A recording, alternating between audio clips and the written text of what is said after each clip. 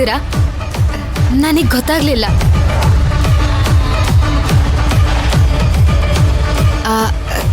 ಅದು ನಾನು ಮಾತ್ರೆ ತಗೊಳ್ಳೋದಕ್ಕೆ ನೀರ್ ತಗೊಂಡು ಹೋಗೋಣ ಅಂತ ಬಂದೆ.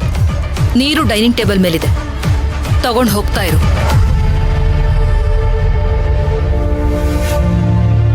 Okay okay.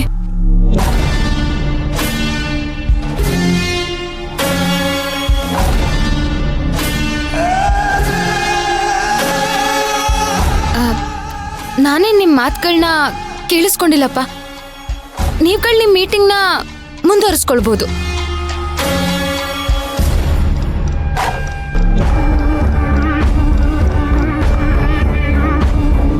ನೋಡಿ, ಮಾತು ಬೆಳೆಸ್ತಾ ಹೋದ್ರೆ ಮನಸ್ತಾಪಗಳು ಜಾಸ್ತಿ ಆಗತ್ತೆ.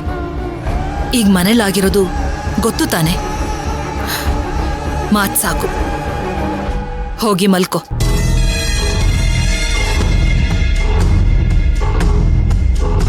ಏನಕ್ಕ ನೀನು ಇಷ್ಟೆಲ್ಲ ಆದ್ರೂ ನೀನು ನನ್ನ ಸೊಸೆ ಪರವಾಗಿನೇ ಮಾತಾಡ್ತಿದೀಯಲ್ಲ? ಪ್ಲೀಸ್, ಇವಳು ನಾಟಕದ ಮಾತುಗಳಿಗೆ ಮರಳಾಗ್ಬೇಡ ನೀನು.